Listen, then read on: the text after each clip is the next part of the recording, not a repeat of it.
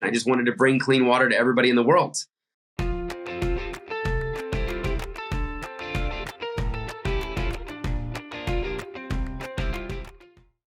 Hi, everyone. It's Kara Goldin from The Kara Goldin Show, and I'm so excited to have my next guest here. Scott Harrison is the founder and CEO and author. We'll talk about that as well, but of a company called Charity Water.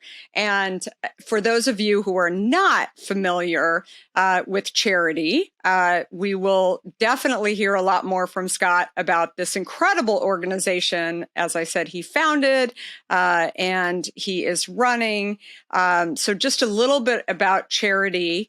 And Scott, do you call it charity or charity water? Charity water. Charity water. Okay. Awesome. I know. It's not very creative, right? We're a charity that helps people get clean water. I love it. I love it. So it's a nonprofit focused on bringing clean and safe drinking water to developing nations. And Scott started Charity Water back in 2006 after he witnessed firsthand what a lack of clean water could do to a community. And many years later, 15 years later, Charity Water has raised more than $557 million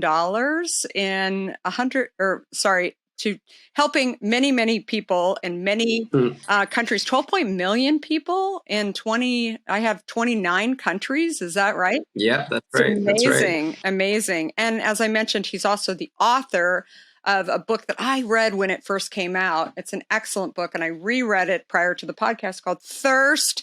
So good. You need to write another book. I'm sure there's many, many stories after this one was out as well. And it's such a good book. Thirst is really, really great. Well, thanks. You're very kind. Scott has also been, I should mention, recognized as Fortune Magazine's 40 Under 40, Forbes Magazine 30 list, and was recently number 10 in Fast Company's 100 Most Creative People in Business. So he is a total rock star, and we are so excited to have him. He just was telling me that he moved to Nashville after many years in New York. So we'll hear all about that. So thank you, Scott, for coming and sharing a little bit more about this. So take us back to the beginning. Did you always know that you were going to do something in kind of the nonprofit section, the sector, the water sector? I mean, did you always know that you were going to be giving back in some way? No, I was a club promoter for 10 years. So I moved to New York City at 18 to rebel against a very Christian conservative upbringing. And I thought the best way to get back at my parents in the church would be to become the biggest nightclub promoter in New York City. And that was my big idea. At 18, I started smoking and drinking and chasing models around the world and doing drugs and all of these things that I thought would bring me happiness and success. And over the next decade, I climbed up that ladder of New York City kind of social life and worked at 40 different nightclubs. And this was a life that, you'd have dinner at 10 at night, the club at 12, some after hours seedy place at 5, and then kind of stumble into bed at 10 a.m., when other people are on their coffee breaks. I'm embarrassed to say I remember those days as well. So, it was probably a shorter phase for you. Unfortunately, it was 10 years of my life. And after a decade in the business, I wound up emotionally, spiritually, morally bankrupt. This kind of degenerate, decrepit, soulless human being at 28 years old that had come so far from faith and any sort of morality that I've been brought up with. And, thankfully I came to this realization. I had a massive life change, sold everything I owned and said, can I make my life look exactly the opposite? What would it look like to be useful? What would it look like to serve others? Can any of my talents actually make the world a better place? Could I find a purpose? And it took me to a humanitarian mission in Liberia, West Africa, a post-war country where I embedded with some doctors and surgeons as a photojournalist. And it was really there in a 2-year period of time where I saw people drinking dirty water for the first time. And I think this was in such sharp contrast because I had been selling water in my clubs for $10 a bottle. And I remember people would come in, they would order water, 10 bottles on their table, 20 bottles on their table. They wouldn't even drink it. They would just drink the champagne or the vodka. And I saw, human beings dying because they were drinking diseased water. And I was 30 at the time, and I had sold everything I had. I'd quit the drinking and the smoking and the drugs and kind of, started living clean. And I just came back to New York after this experience with a very clear life's mission. I just wanted to bring clean water to everybody in the world. I thought it was crazy that human beings alive today on planet Earth don't have clean water. That 10% of the planet is drinking dirty, disgusting, diseased, toxic water. So when you were in Manhattan, and did you have a friend working on this, or how did you get connected? I mean, how did you go from New York City to Liberia? No, I got this crazy idea. So I was raised in the Christian tradition, and I got this crazy idea to tithe one of the 10 years that I'd selfishly wasted, back to people in need. So I just started applying to famous humanitarian organizations I'd heard of over the years: Doctors Without Borders, World Vision, Save the Children. And 10 organizations denied me, and one organization accepted me. So I really had limited options. And that was an organization going to post-war Liberia, West Africa. And they took me on as a volunteer photojournalist on the mission. The crazy thing was I also had to pay them $500 a month for the pleasure of volunteering. Wow. So it was really the opposite of my life. Were you a photographer, or were you just like... Yeah. Well, I was. Kind of as a hobby. I put up a bunch of pictures on a blog, and I'd gone to NYU part-time and gotten just a general communications degree. So I was a pretty good writer. I was a pretty good photographer. And I had this network built in over a decade of 15,000 emails of people who had attended my parties. So I was able to tell them a very different story, kind of on a dime. Instead of inviting them to the Prada megastore opening in Soho, I started telling them of the amazing work these doctors were doing of people getting access to clean water as well. Can you imagine? I talk a lot about when I was starting my company, Hint, how I moved from nice tech role into starting a beverage company, and the number of people I heard from. I didn't necessarily invite their opinion, but heard, what are you doing? Why are you starting this water company? I can imagine people saying, Scott, it's not, you'll be fine. Don't go to Liberia. I mean, this is people were intrigued. Yeah. I mean, I will say, many of them had done cocaine with me, 2 weeks previously, at 3 a.m. in some nightclub. And, they were a little cynical, like, oh, this guy's going to go save the world now. Oh, what? Scott's a humanitarian? He's probably just trying to get girls.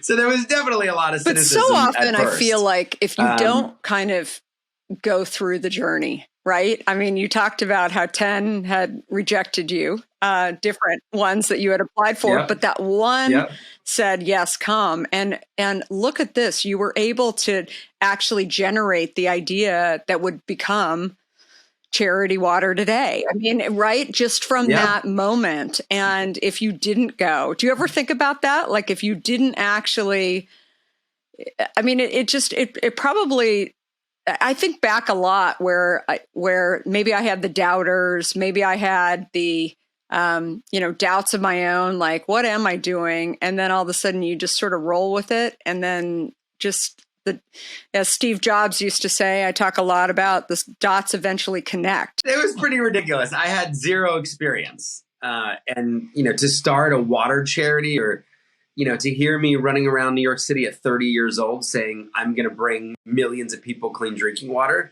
it certainly seemed like a farce to some people.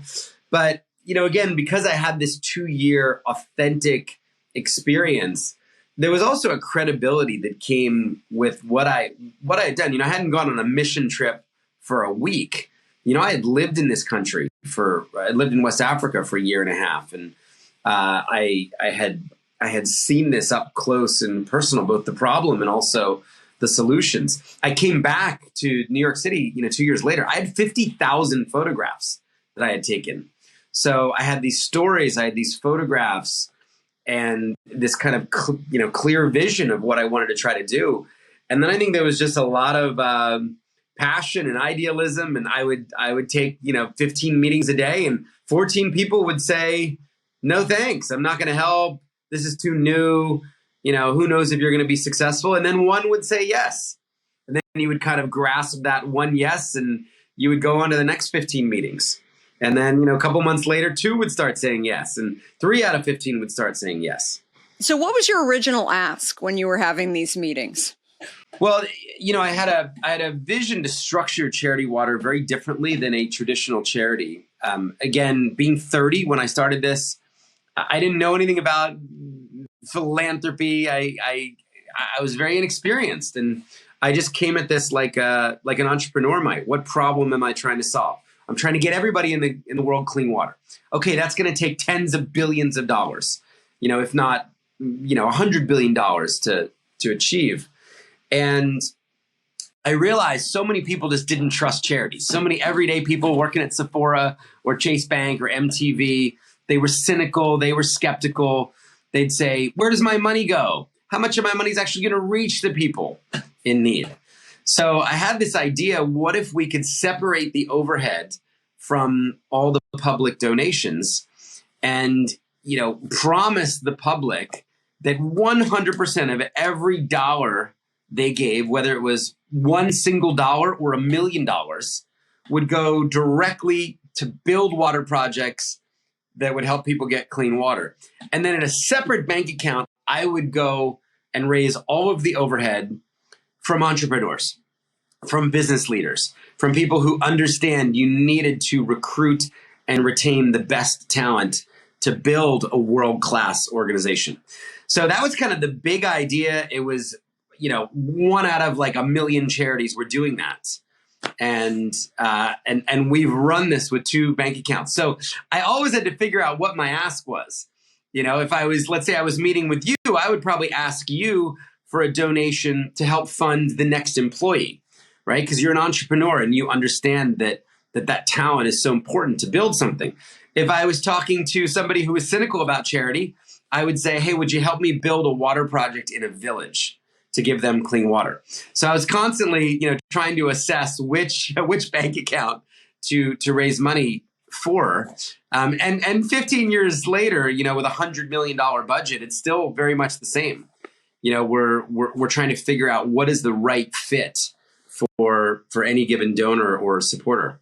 So interesting. So you go from the nightclub industry to starting a nonprofit and raising money, not here, like down the street. I mean, for countries all over the world. And what similarities in sort of opening a new club versus starting this entirely new project were there similarities in kind of kickstarting and raising awareness, raising money that you saw as like, "Oh, I can do this"? I think the skill that I'd learned was promoting. I was promoting the idea for 10 years that if you got past the velvet rope, if you sat at VIP table number 1 next to Jay-Z or Puffy or, Jim Carrey, if you spent $1,000 on booze, your life had meaning. You had arrived. And, I think the story that I've been thankfully telling for the last 17 years is if you are looking to give of your time and your talent and your money in service of others, if you're kind of not embracing the apathy that comes with seeing all of this suffering in the world, but if you're engaging, if you're activating, then your life has a greater purpose and a greater meaning. So I've been, preaching this message of generosity and compassion, for 17 years versus, get past the velvet rope and get drunk or wasted or laid, What was the first year like in building this company? I mean, what was the hardest part? Well, it was a lot of meetings, and the hardest part about our work, and you're in the liquids business, so most people just take this stuff for granted. We take clean water for granted.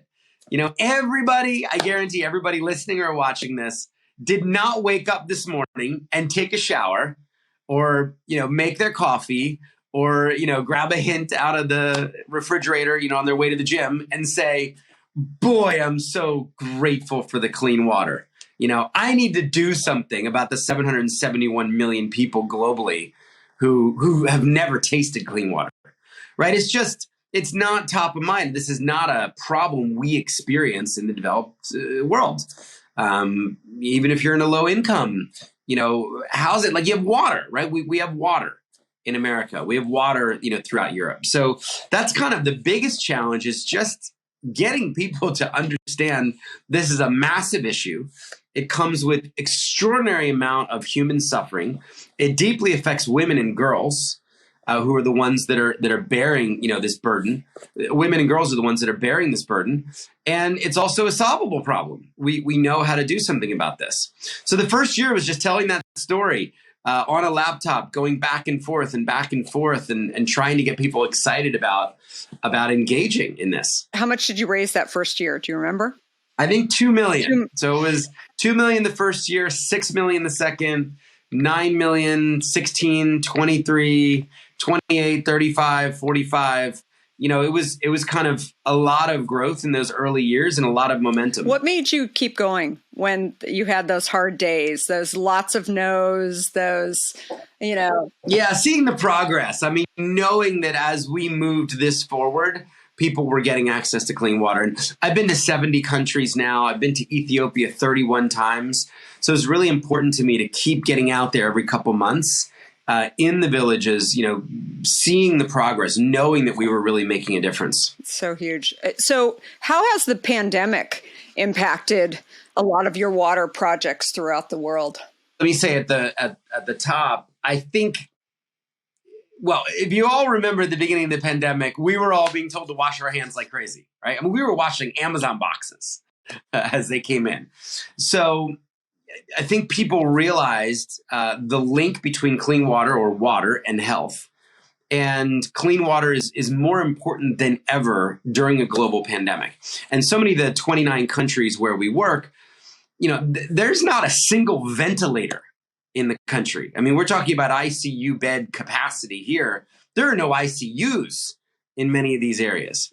So the prevention was so important. So Charity Water employs about 1,500 locals now around the world through our partner network. And they were out there with masks on, drilling through the pandemic, building hand washing stations, talking about social distancing at Charity Water points, rehabilitating broken water projects at health clinics to make sure these clinics had the clean water that they needed. So the work was really able to continue because they were classified as frontline essential workers.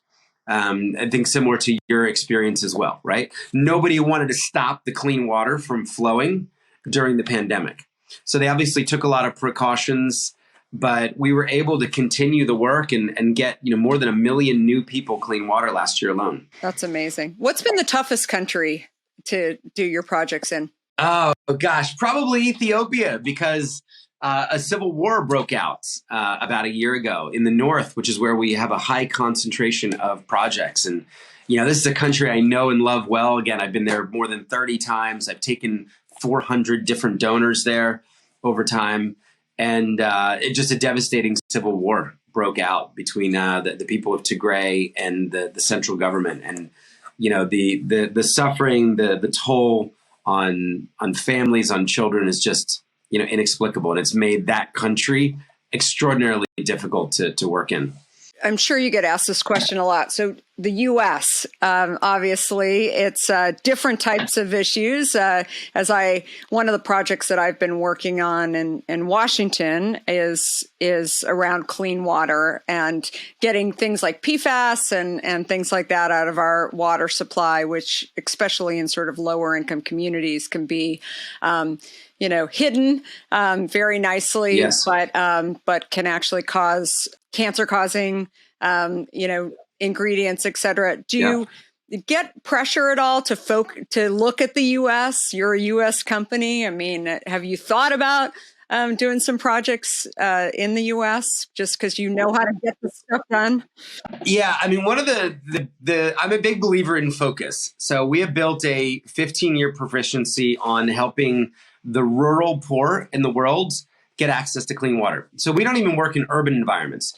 Of the 770 million people globally without water, 18% of them live in cities and towns, and 82% of them live in rural environments. So we are only focused on rural. We're then focused on the lowest income countries around the world.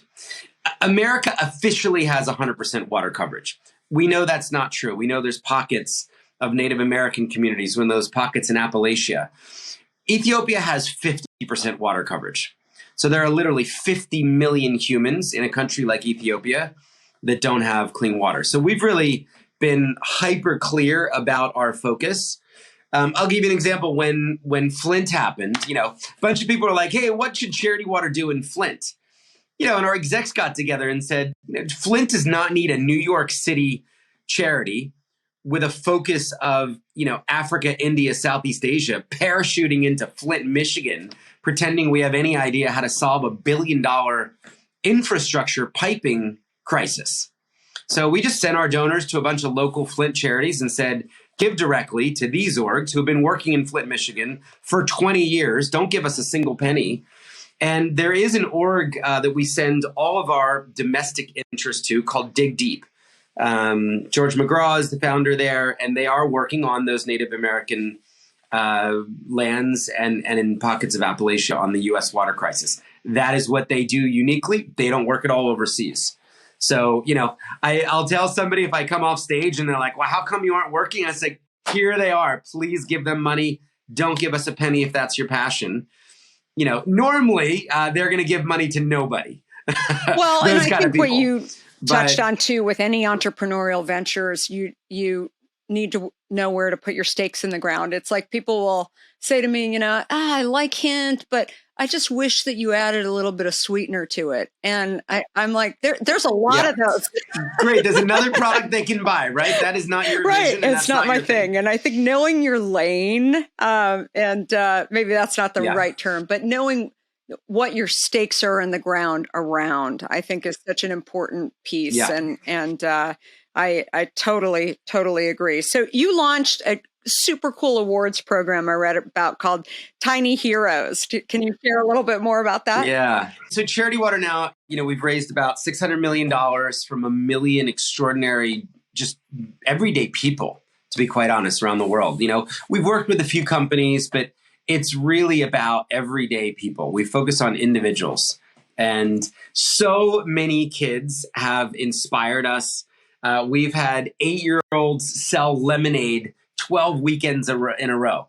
We've had 4-year-olds paint for Charity Water and raise $5,000. We've had people walk across the country. We've had kids donate their birthdays, not accept any gifts, not throw themselves parties to raise awareness. So we wanted to honor, some of these kids who had made a big impact. Kids have raised millions and millions of dollars for Charity Water. And then we wanted to kind of look at them and their impact 10 years later. So some of the kids 10 years ago were 6. Now they're 16. Some of them were 11. Now they're 21. So this Tiny Heroes campaign is really just a way to honor them, honor their contributions, and hopefully inspire, this next generation of young kids, of activists who can, again, say, like, I could do something that would help people get clean water. It costs $40 to give one person clean water for 10 years. $40. Right? That's not that much money. And there's a lot of kids that can go sell $40 worth of lemonade and help one person, or $400 and help 10 people. And that we've just seen, a movement now across 147 countries of supporters kind of make clean water something important to them and engage with us. Love this so much. So not only have you shown that you can actually go do good, but I think also just the way you've done it like I said, I loved your book, Thirst. You talked about just the events that you have to raise the money. You've done it in such a unique way. And then just activating your email lists. And I mean, just, you've been able to do, I think, what many kind of stodgy philanthropic organizations have not been able to do. I think you're definitely the blueprint for many, not only entrepreneurs for doing good, but also for people who are wanting to start something around a social good. No, I mean it really, truly. So tell us more about where we can find you, where we can find out more about Charity Water. Everybody definitely pick up the book. I mean it, Scott. I think you need another book too, because it was a good one, and it really, as an entrepreneur, it had me, really thinking. And as I say, I love reading entrepreneurial books, because the journey is never. I mean, people just think, oh, that guy Scott, he just woke up one day and raised a ton of money and he helps people. Yeah. Right. And people don't know. It's not linear. There's lots of challenges. And, I wanted to write the book too, just to talk about some of those challenges, those moments where we were almost bankrupt or insolvent, and, but sticking true to your values and your vision, and kind of fighting through that. How to get involved. We have this amazing community called The Spring. And, think of this as Netflix or Spotify or Amazon Prime for clean water, except you don't get music and you don't get TV and you don't get free shipping or packages turning up at your door in 2 hours. And it's a membership community where people give a little bit every month, $10, $20, $30, $40 a month. And 100% of that money helps people get clean water. And then we report back on the impact. So, maybe there's someone listening that could donate $40 every month, and at the end of the year, help 12 people get clean water. And that's the future of Charity Water, which is really this global community of people showing up, loyally giving a little bit every single month. So that's probably the number one thing people could do. I mean, we have people sponsor whole communities. As I said, there's 129 entrepreneurs now that pay for the overhead of the org. Which is much bigger donations. But I think that the best way people can engage is just go to thespring.com, and you can sign up in less than 20 seconds and learn more about that community. There's some videos online you could help us share and get the word out. And that's one way everybody could help. That's kind of the future. A lot of people coming together, giving a little bit, allows us to have a really big kind of dependable growth impact going forward. I love it. Well, thank you so much, Scott Harrison. Very, very great to have you here this morning. And thanks everybody for listening. And you can find me on all social at Kara Goldin with an I. And if you haven't had a chance to read my journey and my story in my book, it's called Undaunted, Overcoming Doubts and Doubters. I hope you'll pick up a copy or get it on Audible as well. It's been a lot of fun. I can't believe it launched a year ago this month. So it's pretty well. crazy. You need to write another book as well. I know. Well, actually, it's as I have said, I turned it all in right before the pandemic. And I feel like, the last 18 months in terms of leading a company and learning about being an essential product during a pandemic and all not laying off anybody in the process too, but instead just trying to figure out what other roles people can do in the company when offices, which we were about 15% of our overall business was food service, corporate food service. So that shut down, and then we just reallocated people all over the place. You just have to, none of this stuff, as I always say, and I think you'll agree with me, is brain surgery. It just takes a lot of thinking, and it's exhausting at times because you have to think, right, about so much of what can you do? And those are the stories that I really try and get on my podcast. So anyway, thanks everyone.